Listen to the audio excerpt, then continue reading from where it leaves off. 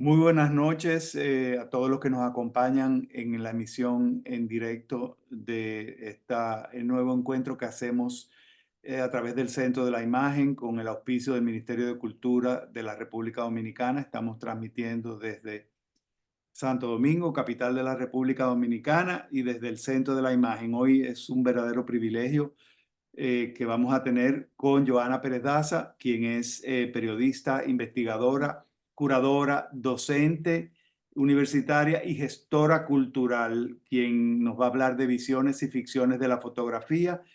Y este encuentro va a ser moderado por el investigador y curador Gerardo Sabarce.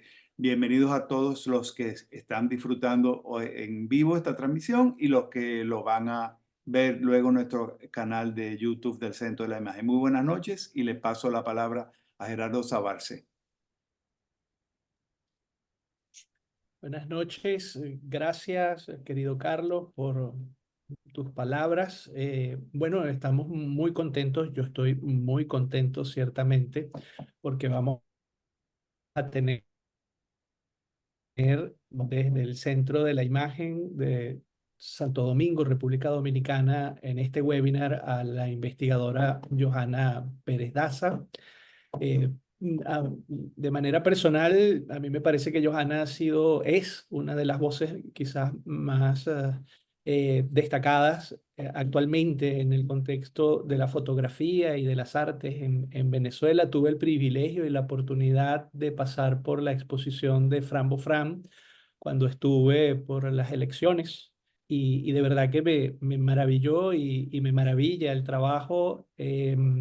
Yo he visto el devenir un poco de Johanna y que una de las cosas que más extraño quizás de no estar en Venezuela es haberme perdido la oportunidad de tener esos diálogos más seguido y haber compartido con ella, pero bueno, la tenemos acá y creo que va a ser un privilegio.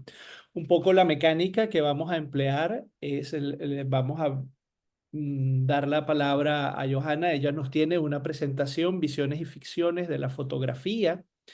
Va a tener una presentación y los comentarios, las preguntas y las respuestas la podemos ir colocando en el chat, si a ustedes les parece, si no quieren que se olvide, yo voy tomando nota de ellas, pero al final de su presentación entonces vamos a abrir la oportunidad para que cualquier persona de los participantes pueda o comentar o preguntarle algo directamente a nuestra querida Johanna Pérez Daza. De verdad que un privilegio, de verdad que quiero agradecerte por todo tu trabajo, quiero agradecerte en nombre de los curadores, quiero agradecerte en nombre de quienes estamos también próximos a la fotografía y en nombre de los fotógrafos y de los artistas. Y para no hacer esto más largo, creo que tienes ya la palabra, Johanna. Puedes compartir la presentación. Sí, bueno, agradecida, Carlos, Gerardo, por esta oportunidad, por este encuentro. De verdad que creo que cada espacio que sume a pensar, a reflexionar a partir de la imagen, se agradece, porque creo que estamos inmersos ahorita en una época de tanta sobreabundancia, de tanta confusión, a veces caos, a veces moda, a veces ruido visual, y creo que estos espacios en los que nos detenemos, hacemos una pausa y empezamos a reflexionar, quizás desde la mirada crítica, quizás desde el recuento histórico, pues suman y es una oportunidad para todos.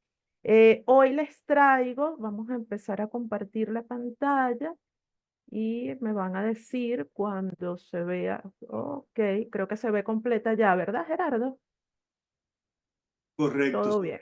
muy completa, Johanna. Ok, entonces fíjense, lo que les traigo hoy es una pequeña compilación, un recorrido por varios temas que he venido trabajando un poco desde las líneas de investigación que desarrollamos de comunicación y cultura visual aquí en la Universidad Católica Andrés Bello y que, como bien decía Gerardo en la presentación, pues nos han llevado al ejercicio docente, a la práctica curatorial, a las publicaciones y que creo que se condensan en este título, Visiones y Ficciones de la Fotografía, que además fue el nombre de una asignatura muy querida por mí que propuse y que dicté durante varios semestres en la Universidad Central de Venezuela, en la Escuela de Artes, que Gerardo también conoce muy bien. Y bueno, esa materia fue muy bonita porque tuvo una receptividad muy grande por parte de los estudiantes y a mí me permitió ordenar, que es lo que hacemos cuando investigamos y cuando escribimos, ordenar y tratar de clarificar primero para nosotros y luego para quienes nos acompañan en este ejercicio, algunas ideas que han estado rondando el hecho fotográfico. Y esto es un poco esta propuesta que les traigo hoy. A ver, voy a empezar a... Ok, primero parto de la idea que la fotografía ha estado rodeada de dos conceptos, el deseo y la posesión. El deseo porque hay una frase de Daguerre en correspondencia con Nietzsche, cuando apenas se estaba experimentando con eso que todavía no sabíamos que se iba a llamar fotografía. Estamos hablando de 1826, 1830, y Daguerre, que empieza a curiosear y apasionarse por lo que Nietzsche estaba empezando a lograr, le escribe una carta que comienza con arduo deseo de ver sus inventos con la imagen, con esa curiosidad. Entonces, el deseo también ha estado allí en la fotografía y lo vinculo además con el anhelo de posesión. Susan Sontag dice que fotografiar es conferir importancia y esa importancia que le damos a lo fotografiado también tiene que ver con esa búsqueda, ya sea que se da entre el retratado y el retratista, de poseer, de capturar, que en tiempos antiguos también se asociaba con aquello de robar el alma, de que la fotografía robaba el alma de quien era fotografiado, y hay fotógrafos que dicen que más bien es el alma del fotógrafo el que se da.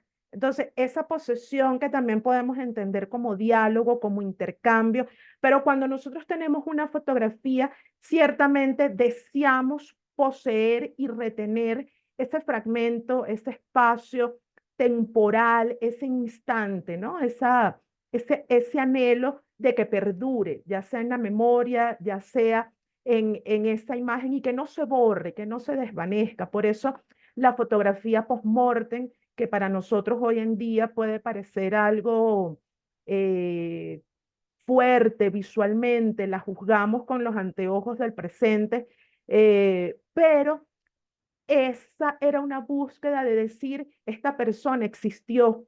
Creo que es como el noema bartesiano del esto ha sido llevado al culmen también de reflejar y retratar muchas veces a quien se amó, muchas veces a un familiar, a un ser querido y dejar constancia de su existencia. Y ahí la fotografía pues ha estado como testigo y como cómplice de la memoria. Y tan es así que me remito a este autorretrato de Bayard de 1840 y fíjense en la fecha, eh, el daguerrotipo se presenta en la Academia de Ciencias de Francia en agosto de 1839 y apenas unos meses después, cuando lo vemos hoy en perspectiva, Bayard apenas unos meses después hace este autorretrato ficcional, puesta en escena, protesta, todo eso en este autorretrato conocido como El Ahogado, donde él está quejándose además porque su propuesta fue desechada favoreciendo a la de Daguerre. Daguerre, como decimos en criollo, pico adelante. Daguerre se adelantó y patenta, además pomposamente, el daguerrotipo, y en paralelo estaban sucediendo otros hallazgos. Bayard estaba logrando imágenes, fijación de imágenes, y aquí lo demuestra. En Brasil teníamos a Hércules Florence, que también estaba experimentando con fijación de imágenes. Entonces, tan pronto la fotografía del daguerrotipo hay un micrófono abierto, Está creo bien, que... él me lo va a traer temprano. Y en que él va Vamos a ver. pero con más tiempo. Pero con nada así, ¿no? Él te va a quedar aquí hasta que tú llegues. De boca. Pero no, por ningún lado. Déjame mutear. Ya, sí, ya. Esta idea, y traigo a Bayard un poco para mostrar cómo en este laberinto de visiones y ficciones, la fotografía desde que surge con el pomposo daguerrotipo, unos meses después ya nos estaba develando su capacidad ficcional, su capacidad de autorrepresentación y de autorreferencialidad con fines que tienen lo estético, tienen la crítica, tienen la puesta en escena, tienen la toma de posición y creo que con Bayard queda muy plasmado. Y esto tiene que ver también con el autorretrato entendido como un diálogo y una negociación de la persona frente a sí misma, de cómo quiero ser recordado, perpetuado, mostrado, expresarme, pero también hay algo de performance y ficción en el autorretrato. Y en el retrato, y aquí traigo una selección muy intencional, en el retrato vemos toda una serie de elementos que tienen que ver con la postura, con la comunicación corporal, con el gesto, con la proximia, quién está al lado de quién. Creo que los retratos oficiales de las cumbres presidenciales son un caso muy emblemático de esto, cuando empezamos a ver quién saluda, quién se ubica de tal manera, los gestos, las manos, e incluso empezamos a buscar señales donde quizás lo que hay es un gesto inocente, pero como vamos a ver más adelante, no todo es inocente. También hay una construcción simbólica de cómo queremos ser percibidos. Aquí, por ejemplo, en una búsqueda de transmitir unidad, alianza, cuáles son esos conceptos y esas ideas que asociamos a las imágenes. Y cómo las imágenes en esta época de hipervisualización, donde la fotografía y la cámara parecen estar en todas partes, nos van mostrando a veces segmentos muy sacados con pinceladas, como estas tomas de Macron y Trump, también muy intencionalmente buscadas. Aquí es una intención, aquí es un ojo, aquí es la decisión de mostrar y de cómo somos vistos. Así que insisto en que hay un diálogo entre cómo me presento y cómo soy representado. Y hablando de esto, de cómo quiero, pues el caso emblemático de Winston Churchill, quizás algunos conocen la anécdota, él estaba hablando aquí de, pensemos en la figura de Churchill, que va a enfrentar a Hitler, la Segunda Guerra Mundial, pero para muchos Churchill era o un borracho, gordo, que fumaba, malhumorado, o para otros un abuelito, un cucho abuelito ya entrado en años, de la tercera edad, quizás vulnerable. Y él estaba buscando la manera de vender la idea de victoria y por eso hace este gesto de victoria, pero al hacerlo invertido, que él no se da cuenta, hay una película que lo ilustra muy bien, tenía otra significación vulgar, que era que te den por detrás. Y cuando alguien le comenta eso, él más bien lo aprovecha. Ese doble sentido, o como decimos aquí en Venezuela, ese chinazo, no lo avergüenza, sino que lo utiliza a su favor y esa V de victoria tiene otra connotación. Y en estas búsquedas hay cantidad de ejemplos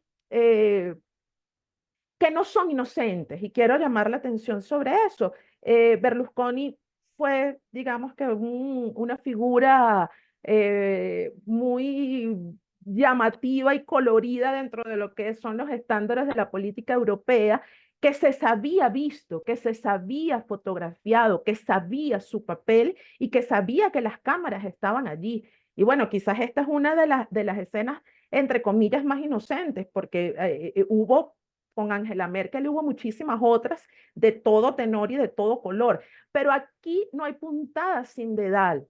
Aquí hay un mensaje construido que la fotografía capta y que se difunde. Y esa omnipresencia de la imagen me lleva, por ejemplo, a esta fotografía y a este titular que se publicó en El Nacional, periódico venezolano, en el 2002, donde se habla de la nueva familia de la OTAN, una familia sin mujeres, una familia sin la madre, una familia hecha exclusivamente de hombres. Entonces ya aquí vemos la relación imagen-texto. Y vemos también cómo desde la prensa y desde la cultura visual nos empiezan a llegar titulares y construcciones como esta. Una foto inédita. La OTAN ya tiene 8 ministras de defensa. Eso fue en el 2017. Pero lo que me llama la atención más que el dato, que es considerar que ya 8 mujeres están ocupando este cargo de ministras de defensa que tradicionalmente ha estado en manos de hombres, es la composición fotográfica. Otra vez el hombre en el centro, otra vez el hombre rodeado de las mujeres. Y esta construcción la venimos heredando y la venimos arrastrando y la venimos validando. Y aquí la fotografía, y me detengo ahora en Kodak, la marca que durante muchos años pues se erigió como pagar y darse el vuelto. Y aquí vemos otra vez a ese hombre rodeado no solo de mujeres, sino de carne fresca, de cuerpos semidesnudos, el hombre vestido, la mayoría de las mujeres enseñando el cuerpo para vender, para atraer, para seducir, para incrementar las ventas. Entonces, este anuncio de Kodak de los años 80, colorido y nuevamente con esa composición del hombre en el centro, pues nos lleva a estos replanteamientos que los entendemos hoy a la luz del 2024 y que les damos otras lecturas. Insisto brevemente en Kodak y en la forma de mirar y de representar a la mujer, la chica Kodak, que siempre iba bien vestida, bien peinada, no importa qué sitios iba, no importa si estaba en el fin del mundo, siempre la mujer tenía que mantenerse elegante y con la cámara y con el aparato que además se simplificó y que tenía un uso donde subyacía detrás de ese mensaje de aprieta el botón y nosotros hacemos el resto, que fue el eslogan de Kodak, subyacía más adelante con la chica Kodak la premisa de que es tan fácil que hasta una mujer lo puede hacer. Y por eso esta mujer queda opacada, queda en blanco y negro en este anuncio donde todo es color menos la mujer. Entonces, nuevamente pensar en las construcciones, en la simbología de lo que está allí y en que todo cuenta. Cuenta el color, cuenta el enfoque, cuenta todo, nos va contando en la construcción de ese mensaje. En esa presencia y omnipresencia de la imagen, así como les hablaba de la foto de la OTAN, me llamó muchísimo la atención esta foto. Creo que el titular un chiste en sí mismo, uniendo esfuerzos por la lactancia materna. Esto fue una convención de UNICEF en México en 2018. Esfuerzos por la lactancia materna. No hay una sola mujer en la foto. No hay una sola mujer que es la que amamanta. Y bueno, aquí el chiste se cuenta solo, ¿no? Que estén, además, todos allí como expertos en la materia, en algo que nunca han hecho y por supuesto biológicamente es muy difícil que hagan. Pero en estas visiones y ficciones encontramos también trabajos, y ya vamos a entrar un poco en materia más del arte y de la expresión libre y creativa, como el de Gala Garrido, donde Gala empieza a presentarse a sí misma y autopresentarse, haciendo unas referencias y tomando del imaginario y tomando de la cultura una referencialidad que se detiene y nos hace pensar, en este caso, desde la puesta en escena. Este caso, haciendo conexiones y haciendo como se hace en la puesta en escena, valga la redundancia, una construcción donde todo nos está contando algo, todo nos está diciendo algo. Y en esas búsquedas de cómo nos contamos y de cómo nos vemos a nosotros mismos está este otro trabajo de estos cuerpos empaquetados que nos hablan no solo del consumo y del desecho, sino de las formas en las que nos estamos relacionando actualmente con los otros y con nosotros mismos, cómo estamos viviendo las relaciones en general. Y son trabajos que, vistos así, nos están hablando y nos están también sembrando inquietudes y preguntas sobre los modos en los que la fotografía se mueve actualmente en la sociedad. Pero en este vaivén, insisto, no hay una línea cronológica, sino que estas visiones y estas ficciones las veo más bien como un laberinto con bifurcaciones, con enredos, sin caminos rectos. Les traigo este trabajo de Hoffman, donde se muestra a Hitler ensayando las posturas con las que iba a dar su discurso. Es casi una representación teatral, pero Hitler estaba muy claro de la importancia de cómo mover las manos, de qué gesto hacer, porque sabía no solo que lo iban a ver masas, millones, sino que sabía que estas eran las imágenes que iban a perdurar. Este trabajo a Hitler no le gustó, parece un bufón, según él mismo, y pidió que se destruyeran, pero su amigo Hoffman, que era el fotógrafo de su confianza, las guardó. Las guardó y las publica después en su memoria, que se llaman algo así como Mi amigo Hitler, o Hitler era mi amigo, y bueno, salen a la luz y aquí vemos, ¿sí?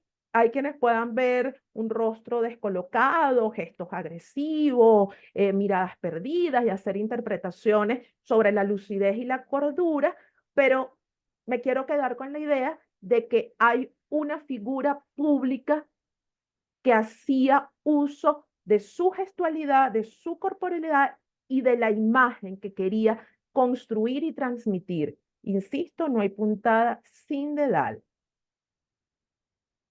Son casi que teatrales.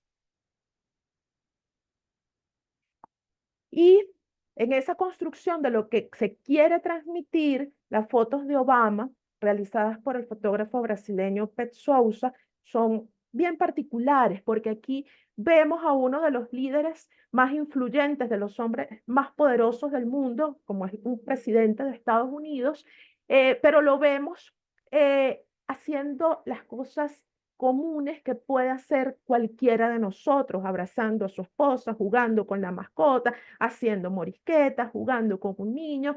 Esto vuelve y le da como más fuerza y más input en el contexto actual, ya de los 2000, a eso que empezó a hacerse con Kennedy, con esa figura del líder cercano, del líder humanizado, de entender que sí es un presidente, pero también es un padre, un esposo, un amigo. Y ahí está nuevamente la fotografía como testigo y como cómplice. Pero esa misma omnipresencia de la imagen lleva, por ejemplo, a esta del funeral de Mandela, que me encanta porque es como el metalenguaje, es la foto dentro de la foto, donde Obama se está haciendo un selfie, pero hay otra cámara que captura la escena. Y luego casi que sacamos la telenovela, porque es que la cámara está en todo.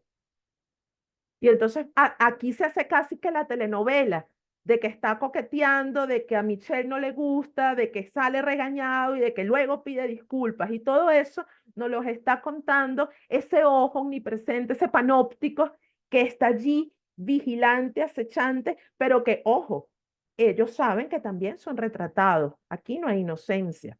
Y no hay inocencia en el sentido de que la fotografía se utiliza y se reutiliza y se actualiza en este laberinto. Y los líderes ahora, más que rechazar el selfie, más que condenarlo, banalizarlo, condenarlo, pues lo adoptan.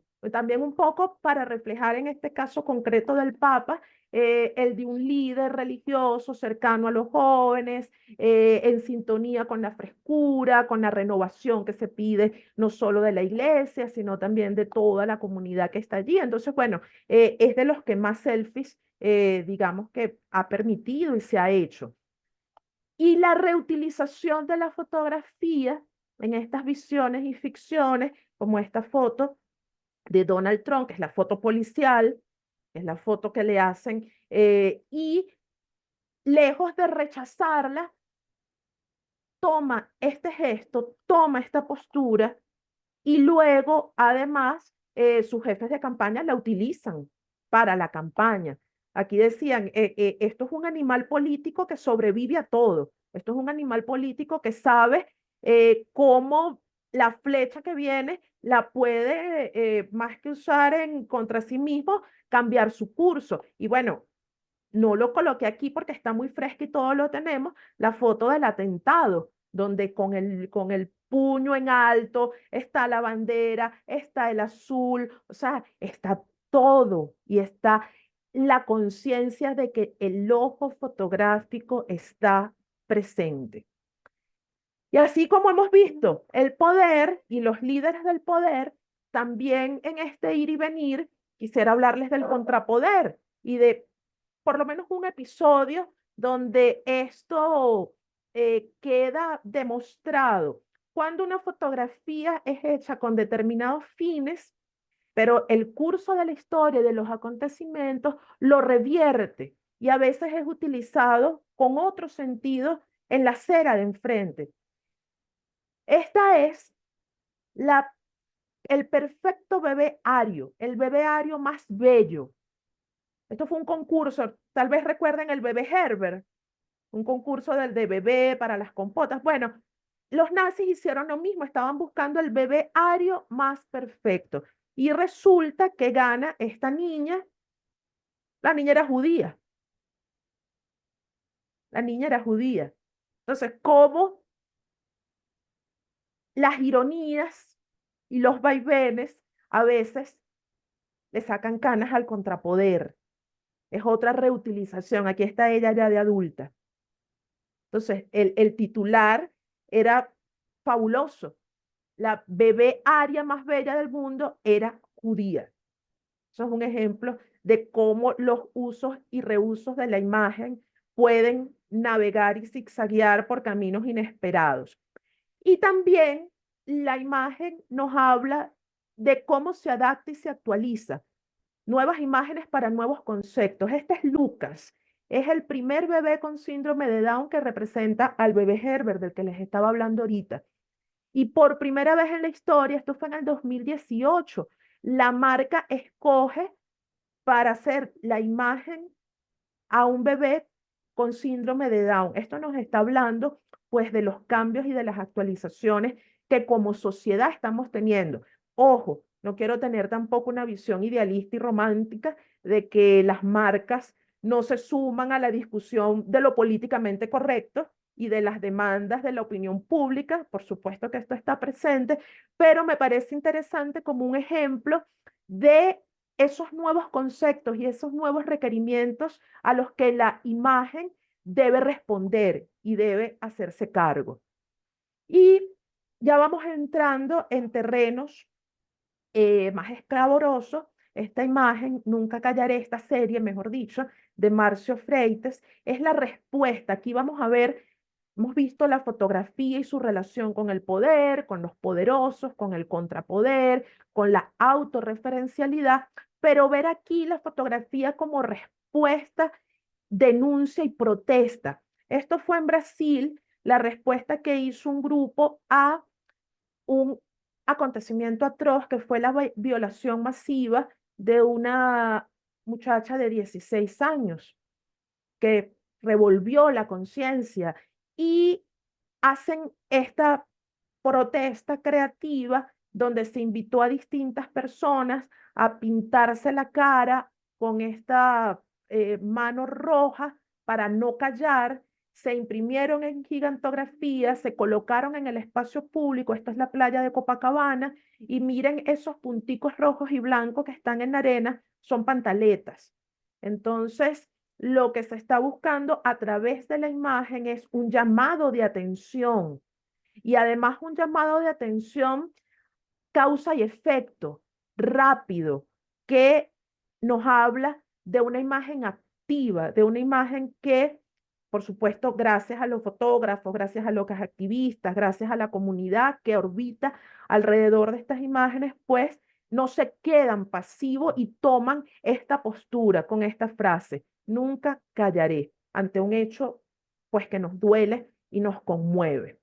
Como nos duele Aylan Kurdi, que seguramente es una de las fotos de los últimos tiempos que más vimos y más recordamos, es este niño ahogado en esta desaforada búsqueda de llegar, de cruzar el Mediterráneo, de buscar una nueva oportunidad. La foto ha sido muy difundida, muy interpretada. Esta frase que dice que parece una foto tranquila, apacible, pero nuestro contexto y nuestro entendimiento de la circunstancia nos hace saber que lo que está pasando aquí realmente es doloroso.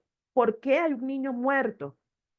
Pudiese ser un niño cercano a nosotros y cómo esto, otro punto de atención, copa las primeras páginas de los diarios que existen todavía, la prensa escrita y los portales en internet, pero es una foto que llama la atención, pero que corre el riesgo de que igual se vaya desvaneciendo en esta ola de tantas imágenes en las que pocas resultan ser las que perduran en nuestra memoria y nos conmueven. Pero fíjense otra vez la fotografía que engendra otras fotografías.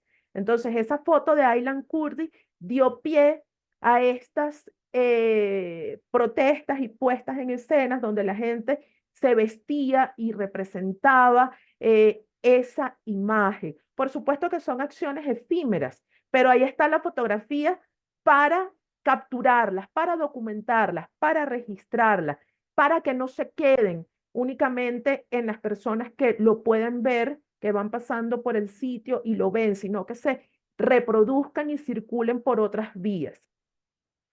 Ahora vamos a ver también una serie de trabajos que tocan algunos temas. Les decía que esto es una compilación de temas, de trabajos que vengo recopilando y analizando, pero que nos hablan a nosotros también como sociedad.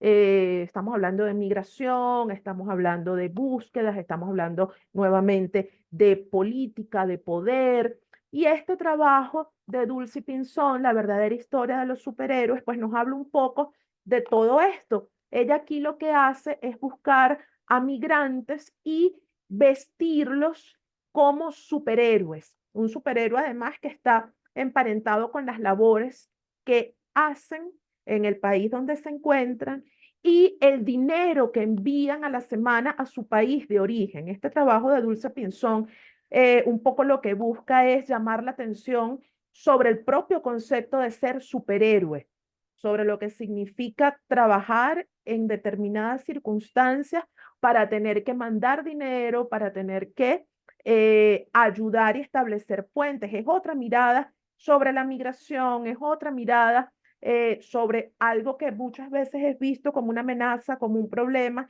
y que aquí tiene otro enfoque. Y por supuesto, está hablando de Latinoamérica, no puede faltar dentro de los superhéroes latinoamericanos el Chapulín Colorado.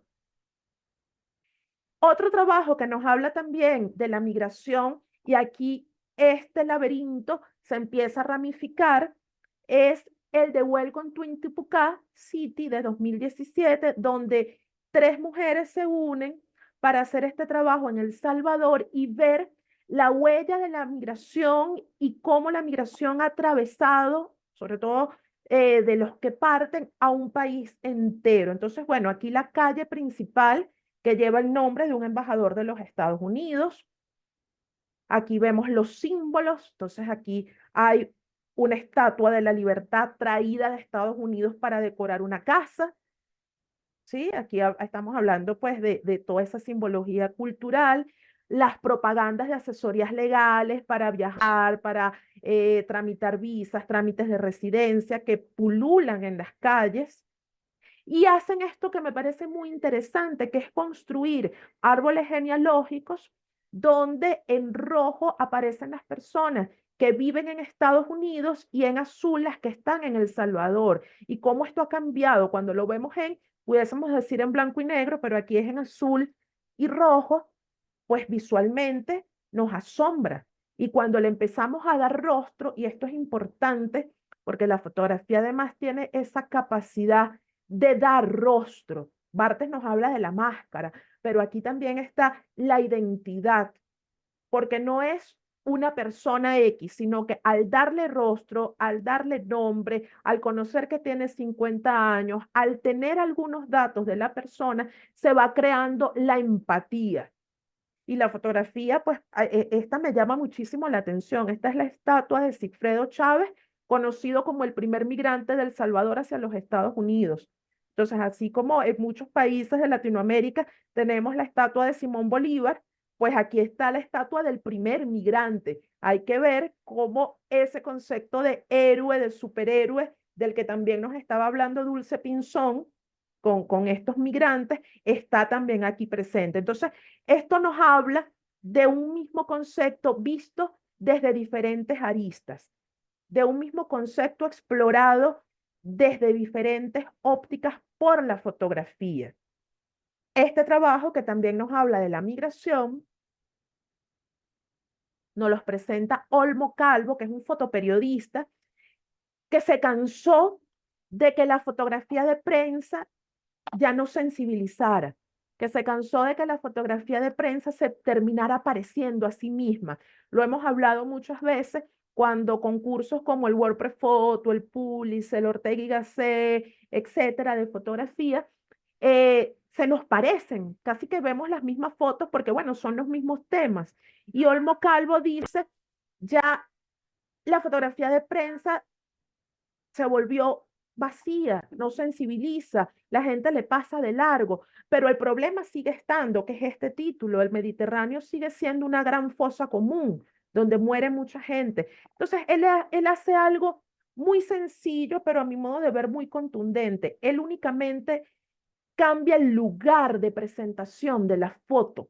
Fíjense lo que él hace. La misma foto de prensa ya no está en la portada del periódico o ya no está en la red del medio o en el perfil personal del fotoperiodista, sino que la coloca en un rompeolas.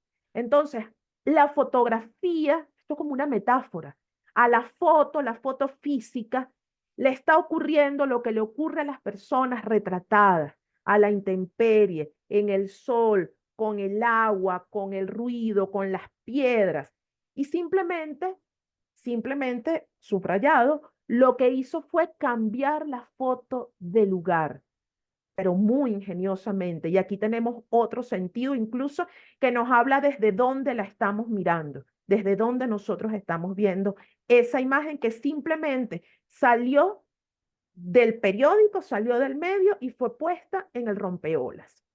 Es un poco lo que hace también J.R., este artista francés, con sus grandes intervenciones urbanas. Aquí hay un capital y una maquinaria y una logística y una producción, pero él coloca, por ejemplo, esta gigantografía de un bebé enorme que se asoma del lado y lado de la frontera de México y Estados Unidos y convoca a la gente y hace una comida de lado y lado y pone un mariachi de lado y lado, la mitad de músicos de un lado, la otra mitad de otro. Por supuesto que esto es efímero, por supuesto que esto va a durar poco por temas de seguridad, por temas de logísticas, de todo. Lo interesante aquí es la repercusión que esto tiene en redes sociales. Insisto, son fotografías que tienen 2, 3, 4, 5 vidas porque son a su vez refotografiadas y tienen otras formas de circulación. Es también una manera de entender nuestra memoria. Ahora les quiero compartir un poco para provocar la discusión, ojalá sea así, y la reflexión.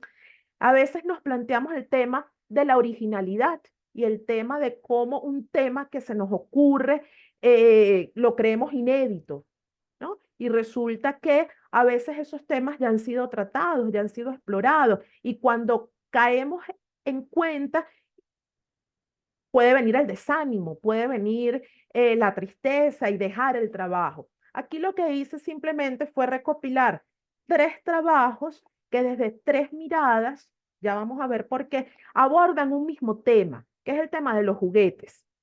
Entonces, fíjense lo que hace Gabriel Galimberti. No me voy a detener en cada foto, lo que quiero es que veamos estas 3 series en su conjunto. Galimberti le pide a los niños que muestren sus juguetes y hace estos retratos ubicando el nombre del niño y el lugar de procedencia, y son retratos donde el niño muestra y posa. El niño tiene rostro, se ven sus juguetes, se ven sus posesiones. Por supuesto que las lecturas nos hablan de estatus económico, nos hablan aquí, por ejemplo, de cultura bélica, de estereotipos de género, todo rosadito para la niña, de poder adquisitivo, todo lo que está alrededor, pero no perdamos de vista el tema del juguete, ¿okay? Que es el concepto de esta serie de Galimberti. El juguete que se repite, que se comparte, que da alegría y que es la posesión más querida de un niño. Este segundo trabajo de Ed Jones lo puse de segundo un poco para que entendamos de qué se trata, otra vez de juguetes. Aquí la serie lo que nos va a mostrar son esas fotos cenitales, ya no hay rostros, lo que hay son manos y ni siquiera hay juguetes. Hay objetos que son desperdicios y que son utilizados como tal, como juguetes. Esto es un campo de refugiados, donde el niño debe y necesita jugar, pero lo hace con lo que está a su alrededor, con jeringas, con chapas, con basura, con botellas, con pedazos de plásticos, con desechos. Pero nuevamente son el juguete que tiene ese niño en ese momento. Aquí las manos nos empiezan a decir otras cosas, la serialidad.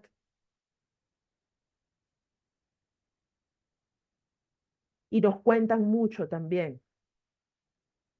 Y este tercer y último trabajo de este mismo tema, insisto, otra vez los juguetes, pero nos empieza a hablar la relación imagen-texto y la complementariedad de estos datos. Aquí la pregunta es, ¿con qué juegan los niños de diferentes países a partir del sueldo promedio de la familia? Entonces, en Zimbabue, ¿cuánto es el sueldo promedio y con qué juega un niño de ese país? Entonces, traje estos ejemplos, estas 3 series, para mostrar los distintos caminos y las distintas rutas que se pueden tomar desde la fotografía. Esta me encanta, ese gesto, esa dignidad frente a la cámara, ese saberse retratado. Pero el dato, insisto, de el ingreso y de lo que juegan, pero fíjense, eran 3 trabajos hablándonos del mismo tema. Entonces, esos temores a veces de no hacer un tema, o de no abordarlo, o de creer que es una idea única y original, porque nos movemos, pendulamos entre eso, entre creer que estamos inventando el agua tibia o de que todo ya está hecho. Entonces, bueno, estos 3 trabajos nos muestran las posibilidades de la imagen para moverse en esos caminos intrincados. Y hablando de caminos intrincados, vamos a hablar entre esas visiones y ficciones de autoría y apropiación, que son también 2 ideas que se mueven mucho en el arte contemporáneo. Aquí simplemente hago un recorrido por distintos autores que han partido de la última cena para construir sus últimas cenas. Aquí nosotros como espectadores podemos hacer asociaciones, podemos entender cosas, podemos tener la referencialidad, pero por supuesto que el fotógrafo va haciendo otras construcciones discursivas. Pero todos nos están hablando a partir de una imagen base, de una imagen primaria que da origen a todas estas otras visiones y ficciones. Y como esto, muchísimos otros temas. Simplemente quise traerles algunos ejemplos que nos llevan a hablar de los usos y abusos de la imagen. De aquí es pensar para qué se emplea la fotografía, cómo se emplea la imagen. Entonces, bueno, aquí hay, para nadie es un secreto, cómo en la historia se han hecho colocar y desaparecer personajes de las fotografías que por razones políticas, ideológicas, ya no nos interesan que aparezcan. Es, por ejemplo, esa idea de la imagen vudú, esa imagen que cuando hay alguien en esa foto, ocurre mucho en los divorcios, Ya no queremos que esa persona esté, pues se arranca, se corta, se pincha. O sea, queremos quitar y pagar con la imagen lo que está allí. Pero históricamente también se han puesto y quitado personajes que no queremos que aparezcan por distintos motivos. Y hay toda una construcción. Peter Burke en su libro Lo visto o no visto nos habla de cómo el líder se presenta, por ejemplo, en esta imagen siempre cercano, besando niños, con el pueblo, con la gente. Y esto es lo que nos presenta la exposición Sputnik, la historia de un cosmonauta ruso perdido en el espacio, de los cuales perduraron sus objetos y algunas de sus fotografías, pero que la historia quiso borrar, ocultar, censurar.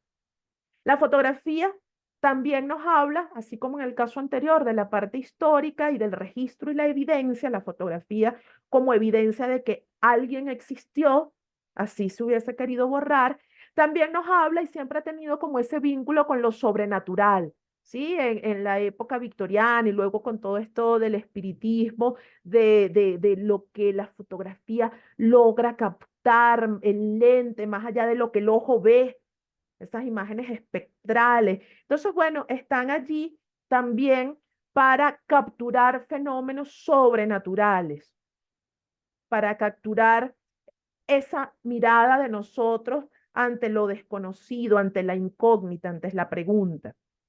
Y la fotografía dentro de sus usos también está para sacar a la luz y traer cosas que no se conocían, para descubrir. Ahorita hay como toda una tendencia a descubrir autores, a sacar autores inéditos que ya no están, pero que se consiguieron sus archivos. Sí, quizás les suene La maleta mexicana.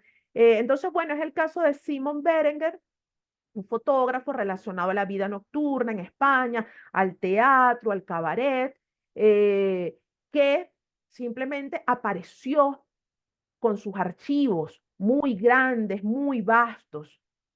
Y por supuesto el archiconocido caso de Vivian Maier, la fotógrafa niñera obsesiva del autorretrato y de la fotografía urbana, que realizó más de 100.000 negativos y que se descubrieron casi que por casualidad, pero que bueno, ha dado lugar a unas grandes exposiciones. La Mary Poppins que descubrió el selfie, nos dice nada más y nada menos que este titular del Español. La niñera que solo quería sacar fotos. Ha habido detrás de Vivian Maier toda una cobertura mediática que pues la ha posicionado junto a los grandes autores de la fotografía. Y este trabajo que nos habla del artista y el fotógrafo, donde descubrimos a Joan Fontcuberta, el fotógrafo bromista que nos ha enseñado o que nos ha dicho que el fotógrafo y todo el sistema que lo rodea puede utilizar la imagen también para mentir, para engañar, para distorsionar. Y Joan Fontcuberta es el cosmonauta ruso de Sputnik, es el mismo. Creó una ficción, creó toda una historia. Es él y nos los muestra. Es este brujo, es este adivino, es él, es el mismo. Y es el mismo Simon Berenguer, no era ningún fotógrafo inédito de la vida nocturna en Barcelona, no, eran sus negativos. Él simplemente lo que hizo fue crearle una narrativa, construirle una historia, hacerle una entrada en Wikipedia, darle buena prensa, llegar a una galería y exponer en Foto España. Nada más y nada menos. Y ha llegado incluso con Cubierta en su osadía, donde ya no sabemos si creerle o no, donde ya creo que le ha pasado un poco como el cuento de Pedrito y el lobo, y nos ha mentido y nos ha mentido y nos ha dicho ahí viene el lobo, y no hemos creído que viene el lobo y sí ha venido y nos come. Y en ese juego ahora nos dice que él es Vivian Maier, que él inventó a Vivian Maier. Esto lo dijo en una conferencia y por supuesto sembró la duda. No lo ha aclarado, no ha dicho sí, no ha dicho no. Hay quienes le creen, hay quienes no, pero sembró la duda y Fontcuberta nos habla de la necesidad de inocular la duda.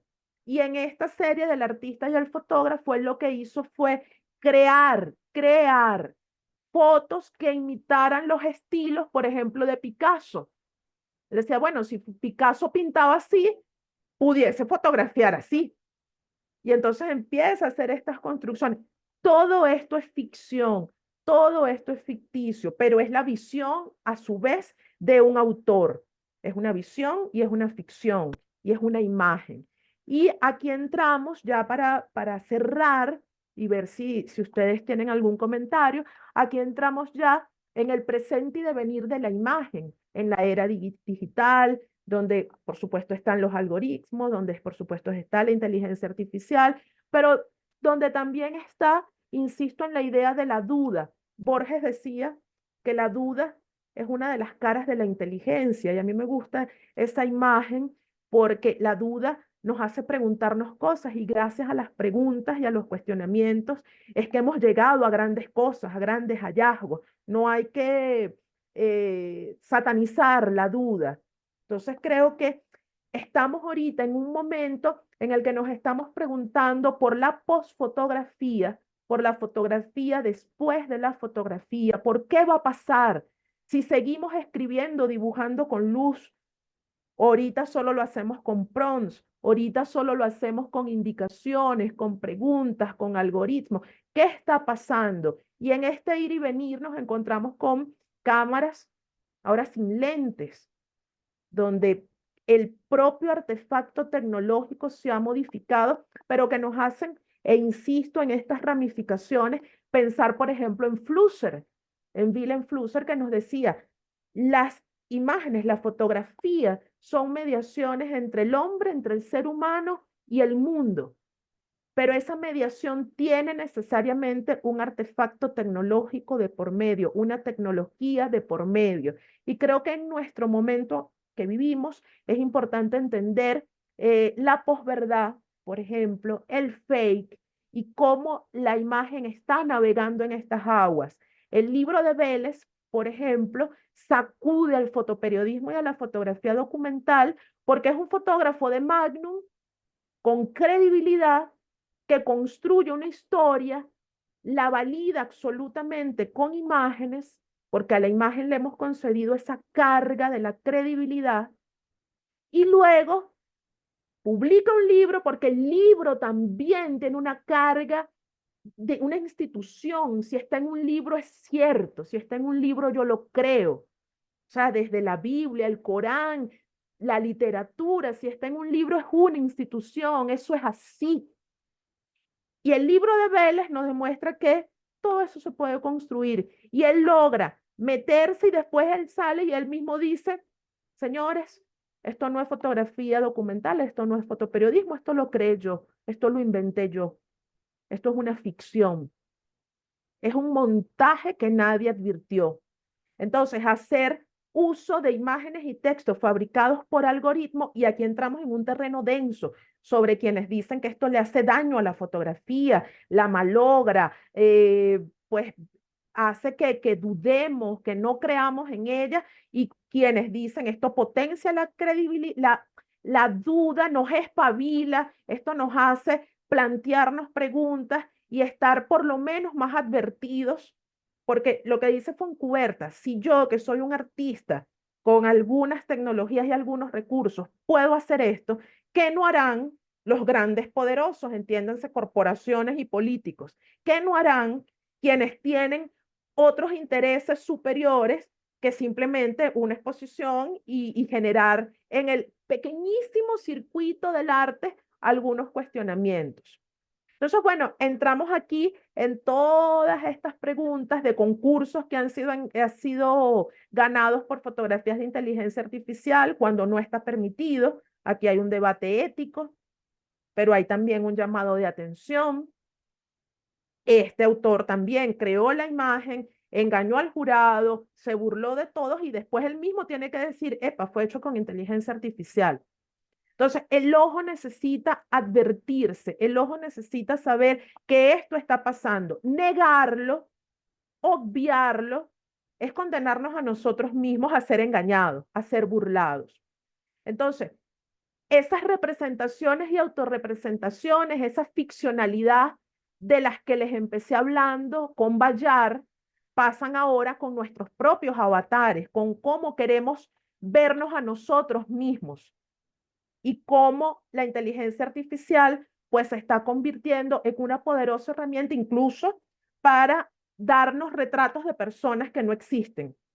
Los modelos y todo esto está siendo sustituido y la imaginación también se alimenta.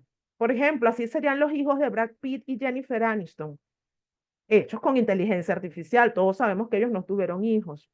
Entonces, hay esa necesidad de autorreferencialidad, pero ahora con otro elemento tecnológico, así como lo fue la democratización a través del dispositivo móvil, del teléfono.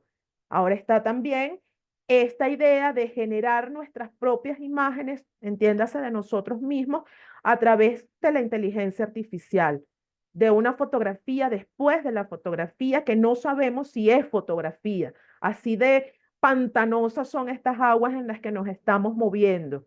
O estas fotos del Papa que se hicieron virales y que mucha gente compartió como si fuese el Papa en un desfile de modas. Y bueno, y después se supo que eran con inteligencia artificial. O buscar en estas herramientas respuestas a acontecimientos históricos, respuestas a acontecimientos que nos siguen interpelando como humanidad. De manera que, y con esta idea cierro, la foto, como nos decía Barthes, siempre va a ser invisible. La foto siempre nos va a hablar de aquello que no vemos y parece un contrasentido, así como la foto de la perfecta bebearia, de la bebearia más bella que terminó siendo judía, porque es que la fotografía nos empieza a hablar de aquello que no vemos, de esas capas de información y de esos sentidos que están allí y que nos dicen mucho más que lo que está a simple vista. Esa foto, ese retrato oficial o esa foto del bautizo, de la graduación, de la boda, que nos empieza a contar otras historias. Muchísimas gracias.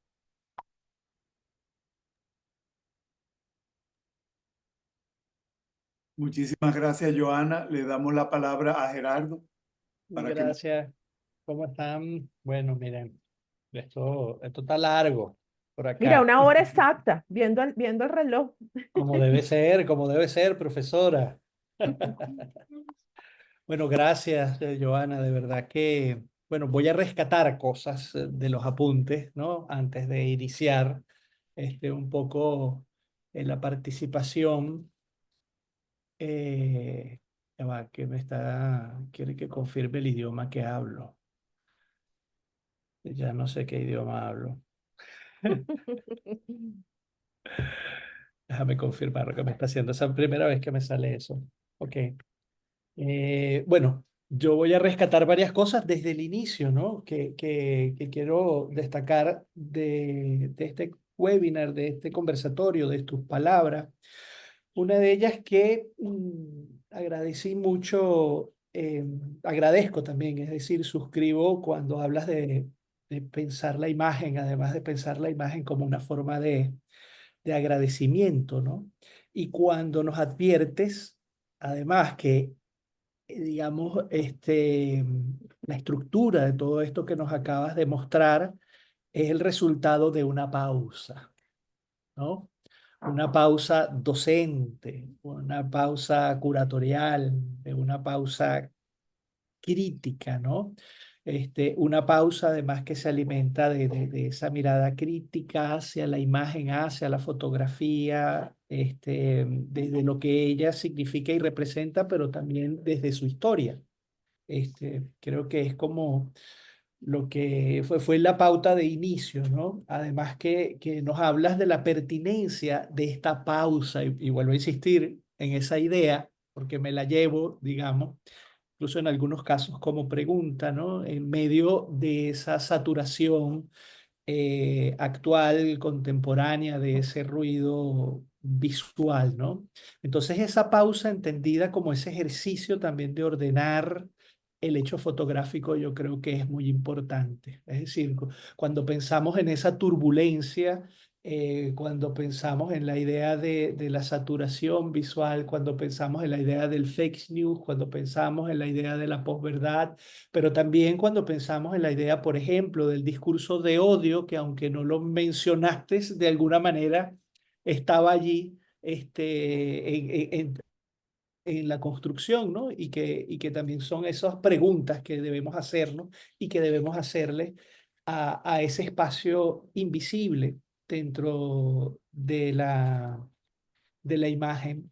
Entonces, el juego de la imagen en su relación con el poder, yo creo que es otro tema importante, ¿no? Dentro de lo que tú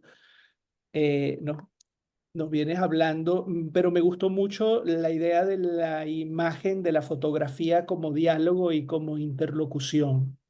Yo creo que eso es vital, sobre todo porque una de las formas de entender la interlocución tiene que ver precisamente con esa pausa, ¿no? Este, un cierto espacio, ¿no? Un cierto, vamos a ver qué hay aquí, o vamos a ver cómo me hago esas preguntas. Entonces, ¿cómo le hago las preguntas a la imagen? Yo creo que eso es un dato que me llevo también de lo que lo tengo acá anotado en, en mis apuntes. Y creo que toda esta conferencia, digamos, sí, es una conferencia, todo este conversatorio, toda esta estructura de pensamiento, es un gran manual de modos de uso en relación a la imagen, o modos de interpelar a la imagen, o modos de hacerle preguntas a la imagen quizás, ¿no? Creo eso lo reiteras mucho y yo lo copié muchas veces. Y hay un dato también en la forma en que miras y describes la visualidad y que me gusta mucho, y es entenderla también como esos senderos que se bifurcan. Asimismo lo mencionaste, ¿no? Es también ver la imagen como en un devenir, ¿no? No la imagen como aquello que ha sido, sino como aquello que está siendo en la medida en que forma parte de ese espacio, de esa posibilidad de pausa y de silencio para interpelarlo, para hacerle preguntas. Es decir, es un documento al cual nos referimos para preguntarle y que de alguna manera él nos responde. Esto es como una síntesis de cosas que has establecido y nos responde cómo le podemos hacer esa pregunta a esa imagen que además está haciendo, es decir, que deviene. Bueno, a través, y es una palabra que utilizas mucho y de manera específica en algunos aspectos de lo que acabas de compartir con nosotros, de esa gestualidad, también de esa construcción simbólica, ¿no? Y me gustó mucho cuando describes como que no hay inocencia, cuando nos referimos a la imagen, no hay referencia en el que construye la fotografía y no hay referencia en el que forma parte o participa, digamos, como sujeto representado dentro de la fotografía, ¿no? Es decir, que sabe cómo soy, que sabe cómo quiero ser representado. Además que en las distintas partes de tu estructura es algo que repites y además aprecias. En la imagen del niño cuando está en el caucho en la serie que tiene que ver con los sueldos, lo admiras porque ese niño, a pesar de su corta edad, precisamente, bueno, sabe cómo quiere ser representado, y eso de alguna manera lo lleva a esa comprensión de la identidad. Destaco mucho y además me parece maravilloso todo lo que nos traes en relación cuando hablamos también del autorretrato como performance y ficción, o el retrato como performance y ficción, o los usos de la fotografía para la publicidad, y el caso Kodak, el tema del género, ¿no? Creo que es otro aspecto que podemos rescatar de lo que nos acabas de presentar, y creo que es además muy importante porque yo pienso que es algo que debemos comenzar como a reflexionar sobre ese tema, ¿no? Y bueno, y de entender también como el poder, y que creo que lo podemos mm, vincular con lo último que mencionas de Joan Fontcuberta, cómo estarán usando los políticos, cómo estarán usando las grandes empresas, el tema de la imagen. Entonces, eso de alguna manera nos genera una pregunta de, bueno, tenemos que generar una sensibilidad, tenemos que construir un propio alfabeto para nosotros poder participar también en en la aproximación crítica, es decir, el poder hacernos preguntas sobre esas imágenes. Y me gusta mucho entonces cuando traes a colación, bueno, si bien es cierto, la imagen se utiliza desde ese deseo, desde ese el poder, también la imagen y la imagen como performance y la imagen como ficción y la imagen como visión, bueno, es utilizado también desde el contrapoder, es decir, desde lo transgresivo, es decir, desde el contradiscurso. Y me gusta mucho, además, digamos, el ejemplo que utilizaste del fotógrafo, no lo recuerdo ahorita el nombre, que coloca la fotografía, que de alguna manera la descoloca del soporte tradicional y lo coloca la fotografía en los rompeolas. Me hizo Olmo recordar, Calvo, sí, me Olmo hizo Calvo. Olmo Calvo, exactamente. Acá lo tengo porque me hizo recordar, Johanna, bueno, como el contrapoder también es a partir de esa reflexión de la transgresión de los códigos, ¿no? Es decir, bueno, pienso, imagino que qué es lo que constituye esa voz desde la simetría, ¿ok? En las relaciones de poder y cómo a través entonces de los códigos, es decir, entender cuáles son los códigos que se están empleando, en este caso la prensa como formato, que es un poco como que utilizas, o lo mencionaste, el photopress. Entonces, bueno, si yo rompo eso y lo llevo a otro lugar, comienza a decir otras cosas. Y yo creo que por allí se abre un camino muy interesante, este, para la fotografía, y esa ruptura de los códigos tiene que ver con otra cosa que también mencionaste al hablar del contrapoder y que es, digamos, esa respuesta rápida, esa respuesta activista que muchas veces transgrede y subvierte los códigos precisamente por su respuesta emergente o inmediata. Yo creo que ese es un tema bien interesante y bueno, la constante que podría decir, porque además lo simbolicé con un rizoma, es eso, es esa, allí hablas de las múltiples vidas de la fotografía y de las múltiples vidas, esa de la fotografía en ese devenir, en ese siendo que se conecta, que se devuelve, que avanza, que deriva. Yo creo que es otro dato muy importante que nosotros podemos sacar de lo que acabas de compartir con nosotros. Eh, y bueno, y yo creo que terminas la exposición de manera maravillosa con esa idea de usos y abusos de la imagen que podría ser como, bueno, vamos a describir ese rizoma o esos senderos que se bifurcan o esos múltiples caminos en lo que se está dando en la actualidad. Eh, y coincido contigo bueno, en la fotografía como la idea de generar siempre la duda. Es decir, no es el camino de la certeza, sino por el contrario es el camino de la certidumbre, que nos obliga entonces a construir un diálogo que no es hablar necesariamente, sino atravesar, un diálogo como la idea de a través, ¿no?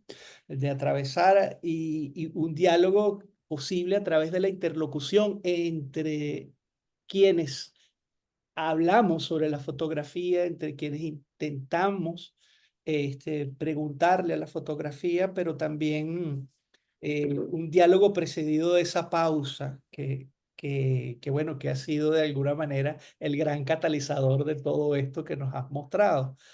Me gusta rescatar esa idea porque pienso que eh, esto es muy personal, obviamente, pero bueno, que ante el avasallamiento de las imágenes y de los discursos, incluso de la textualidad, podríamos decir que bueno, vale la pena como desacelerarnos un poco, ¿no? Pero siempre para proponer, ¿no? Siempre para preguntar. Y recordé la idea del escepticismo activo, que era, por cierto, que los apuntes que estaba tomando en ese momento se refería a ese tema. Y, y bueno, celebrar que esa potencia de la duda que existe en la imagen contemporánea, porque yo creo, esto es muy personal, lo tomo de ti, lo tomo de esto que has compartido con nosotros. Bueno, esa potencia de la duda pareciera que es un camino también para confiar un poco en las imágenes. Es decir, pareciera un contrasentido, pero creo que en la medida en que nosotros nos aproximemos a las imágenes a través de ese escepticismo activo, entonces las imágenes, digamos, podrían ser un camino o podríamos tomar uno de esos senderos que tú propones para alcanzar de alguna manera anhelos o propósitos o modos de decir. Es decir, nos acabas de brindar un manual de uso que repercute en maneras de decir desde la imagen además como un ensayo donde se conjugan lo visible y lo invisible para terminar con tus palabras. Y ahora me extendí porque esta charla fue extensa. Le dejo la palabra a quienes tengan alguna pregunta o que quieran hacer algún comentario. Yo tengo varias, pero voy a primero hacerle una a Joana. ¿Qué sería una ficción creíble en la fotografía partiendo del hecho de que toda fotografía es una ficción? Una ficción creíble es aquella que no se identifica como tal, que se camufla y que es capaz de circular por el torrente comunicacional, cultural y artístico. Y importante esto, engañar a nuestros sentidos adormecidos, porque nuestros sentidos, sobre todo el sentido de la vista, está ahorita tan sobreestimulado, tan sobrecargado, que, vuelvo al principio, cuesta detenerse. Entonces, esas imágenes tienen la posibilidad de colarse y de llegar a los medios y de llegar a las redes. Y ahora estamos con el reto de revertir aquella idea tan antiquísima de ver para creer, de ese ver para creer que tuvimos tan marcado en nuestra formación.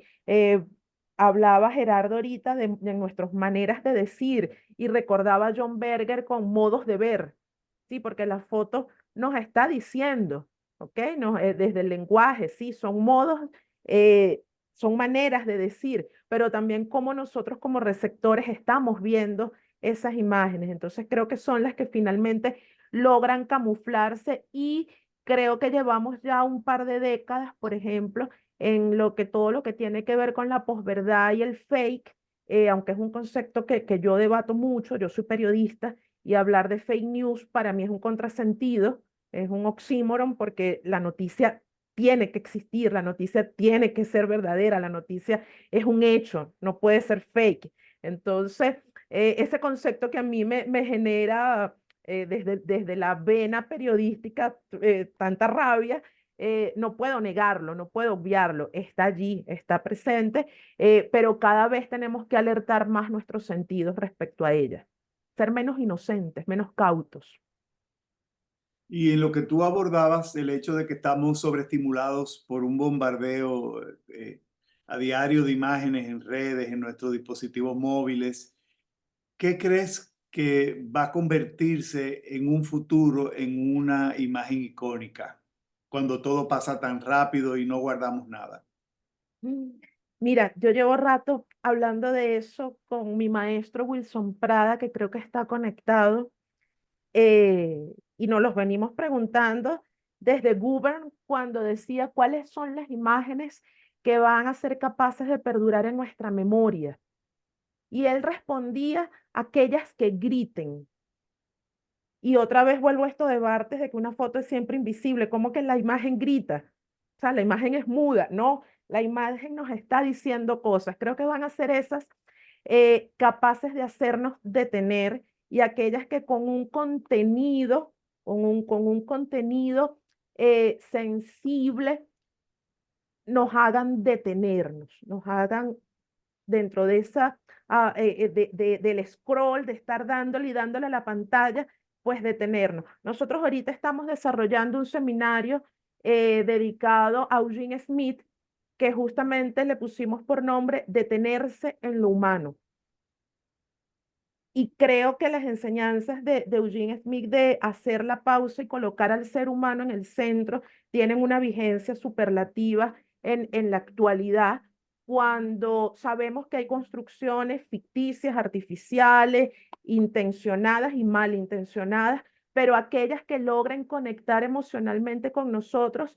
Y una idea que hemos también hablado con Juan Toro, que lo veo allí conectado también, es que las imágenes ya no nos empiecen a hablar de terceros lejanos, de los otros, sino de nosotros, de que la imagen se convierte en ese espejo donde nos miramos. Y hablo y nombro a Juan porque hemos reflexionado mucho sobre Ante el dolor de los demás de Susan Sontag, y en contextos como los nuestros, eh, estamos seguros que nuestros fotógrafos no están retratando el dolor de los otros, están retratando nuestro propio dolor, su propio dolor. Ellos son parte de ese sufrimiento, y lo podemos ver desde el contexto local, micro, pero también de esa gran comunidad que es la humanidad. Entonces creo que en la medida en que haya empatía, haya sensibilidad y haya un reconocimiento de nosotros frente a esos espejos con memoria, que es como se denominaba el daguerrotipo. Y fíjense lo bello de esa, así como fotografía es escribir con luz, es poético, el daguerrotipo eran espejos con memoria. Entonces, esas fotografías que nos devuelvan un poco de lo que nosotros realmente somos. Abordando el tema que utilizaste sobre Olmo Calvo, y tú en tu rol de, ahora poniéndote la chaqueta de periodista, ¿tú no crees que te insensibiliza el espíritu tener una labor diaria de manejar el dolor y la crudeza que puede ser el trabajo de un fotoperiodista? Sí, y por eso la necesidad también de separarse y de detenerse. Por eso la necesidad también de la pausa, y de que el oficio no se coma el por qué y el para qué hacemos lo que hacemos. Creo que siempre esas preguntas deben estar allí como faros, guiando el trabajo, más allá de la pauta, más allá de la línea editorial. Es el compromiso, que bueno, fue también una tendencia de la fotografía del siglo XX, la fotografía comprometida, la fotografía documental, la fotografía social.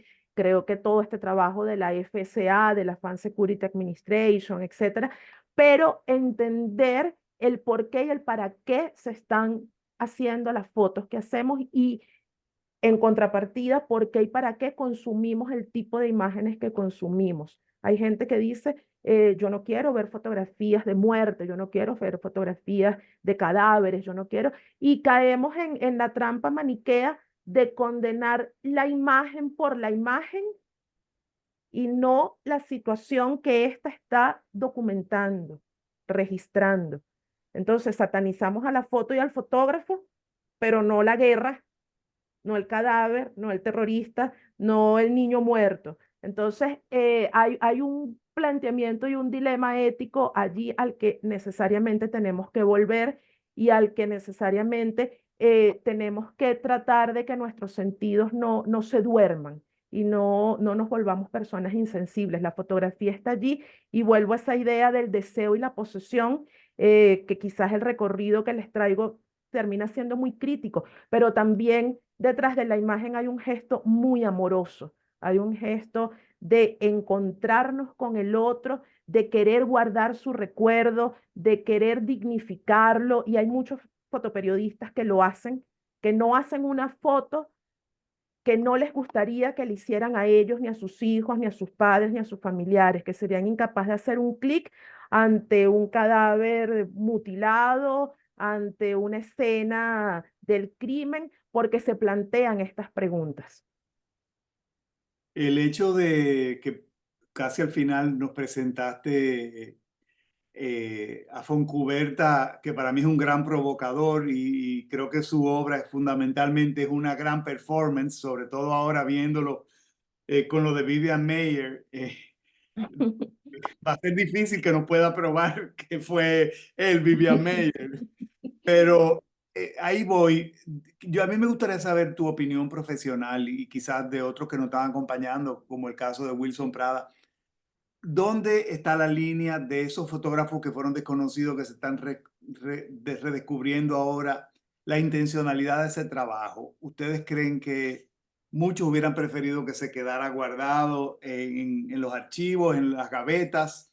¿O qué opinión les merece al respecto? Cuando no exhibieron públicamente, no dieron a conocer su trabajo. Entonces a mí me preocupa un poco conocer ese rol de la intencionalidad de ese trabajo fotográfico post-mortem.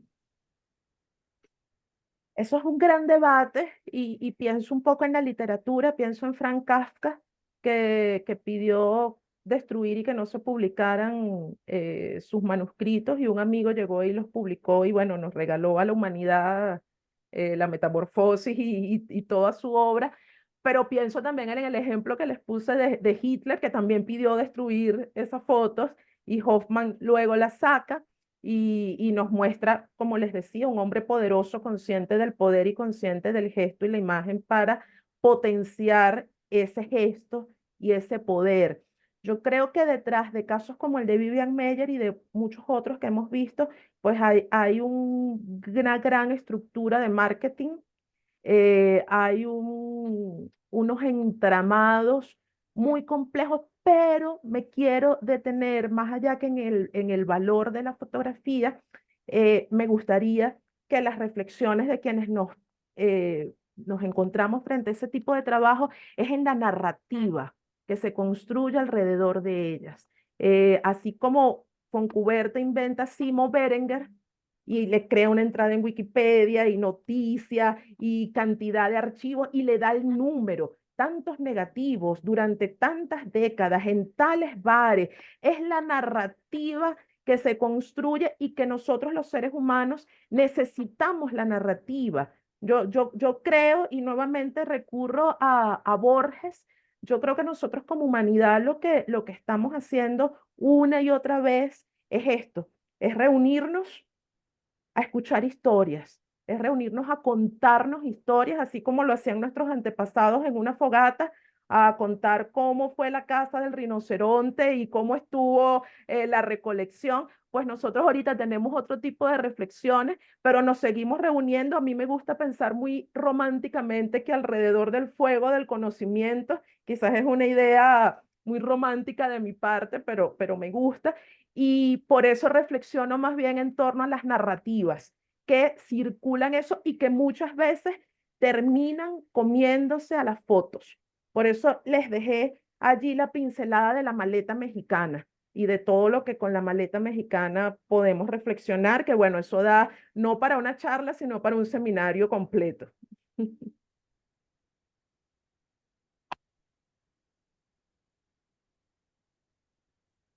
Creo que Wilson quiere decir algo. ¿Quieres decir algo, Wilson? Tienes la palabra. Hola, gracias, gracias. Oye, qué bueno estar aquí frente a ustedes, gente que admiro tanto de Dominicana. Este, mire, bueno, yo soy muy conservador en ese sentido, ¿no? Yo pienso que el artista, el fotógrafo y más aún el artista, eh, toman decisiones en cuanto a lo que considerarían hace años lo que era el afrecho de taller. O sea, ven sus archivos y dicen, tú no sales, tú no sales, tú te vas a quedar allí siempre. No te doy permiso para publicarte porque no quiero, como artista, como autor, no quiero, no me satisface, ¿no? O simplemente no tengo el apego, digamos, hablando como un artista de esto que estamos tratando, ¿no? En el caso de Vivian Maier, bueno, se supone que si su existencia fue real, estuvo en el momento cumbre de las áreas expositivas, las grandes exhibiciones, ¿no? Y si nunca decidió exponer su trabajo, quizás lo consideró a frecho de taller o lo consideró como algo extremadamente íntimo. Entonces, yo siento que esa decisión de todo creador debe ser respetada hasta el final. Si él no lo mostró en vida, a menos que haya muerto accidentalmente y se tomen digamos, otras cosas en consideración, ¿no? Pero si no lo mostró en vida y fue su decisión no mostrarlo, eso debería permanecer en un archivo quizás de un museo y ser mostrado tal vez con una intención menos comercial, no hacer de eso un boom que enriquezca a un montón de gente, aún sin tener el permiso de quien en vida no quiso hacer eso. Yo viví un caso en La Habana, en un centro de conservación, en una obra que fue, ¿cómo se llama? Desmontada. Detrás de esa obra habían 3 obras más originales del autor, pero el autor las usó como soporte para montar la que él quería mostrar. Y todas fueron exhibidas. Él nunca dio permiso para que eso fuese exhibido. Él consideró que no valía la pena mostrarse. Entonces, ahí soy muy conservador. Y bueno, y en el caso de la forma en que se lleva la imagen en los noemas, que decía Barthes, toda fotografía es un eso ha sido. Y recuerdo que asistí con Joana a un seminario con François Solage, y veníamos ya trabajando con François Solage unos 2 años en la fotograficidad. Y François Solage plantea que eso no ha sido, sino que eso fue actuado. Y es lo que nos lleva a nuestra fotografía contemporánea, bueno, que prácticamente todo lo que vemos es construido o actuado en función de la viralidad o en función de la obtención de seguidores o algo así, ¿no? Pero el eso ha sido, ya está como digamos, como para guardarlo un poquito, ¿no? El eso ha sido ya no es tal. Ahí estoy muy de acuerdo con François Solage. Gracias por la oportunidad que me dan de, de, Qué, de hablar. qué bien, Wilson. Bravo. Qué bueno escucharte. Y además yo no lo veo para nada conservador lo que acabas de compartir con nosotros, pero bueno, hasta a lo mejor hacemos otro webinar y retomamos esa idea, porque es interesante, ¿no? Y, Como, bueno, el derecho al silencio, el derecho a la invisibilidad, y, el- y, es raro, es decir, perdón, y ajá. plantearía, así como el derecho al silencio, hoy día debería existir la obligatoriedad de la duda. Yo digo siempre que hoy día todo aquello que nos causa una gran admiración, pues agarrar los signos de admiración y doblarlos así como un anzuelo y convertirlo en signos de interrogación. Todo lo que admiramos hoy día está en la mesa de la duda. Si vemos la duda como algo dañino, pues bueno, no soportaremos esta sociedad. Entonces la duda tiene que ser una fuente de motivación para la investigación, para la creación. Y bueno, yo creo que debería universalizarse la duda como la búsqueda de conocimiento, pues. Bueno, si Carlos Acero está de acuerdo, yo creo que el año que viene podríamos abrir un webinar desde el Centro de la Imagen para que nos hables, Wilson, sobre la duda fotográfica. Es un camino, ya, de verdad, porque es un privilegio escucharte y además son ideas bien retadoras. Eh, Mira, Mariana, nuestra amiga Mariana, que es una de las personas que ha estado aquí, nos hace una pregunta. Seguramente, al igual que a mí, no le dio tiempo de anotar el nombre de quién son las imágenes de las parejas envueltas en plástico. Oh, wow. De hecho, que yo... Haruhiko Kawaguchi. Se los va- va- anoto. Se los anoto en el chat. Ok, perfecto. Porque yo tampoco, fíjate que coincidimos, Mariana, y gracias. Era una de las cosas que anoté aquí como signos de interrogación. Dije, después se lo pregunto a Joana, no me dio tiempo. Este, Ese mm, trabajo es mucho más largo, por supuesto, pero como todo, como el de los juguetes, como como todos los que les traje, pero bueno, es una pequeña selección. Y Eric nos pregunta si podrá la inteligencia artificial captar la realidad. Eric, ¿qué es la realidad?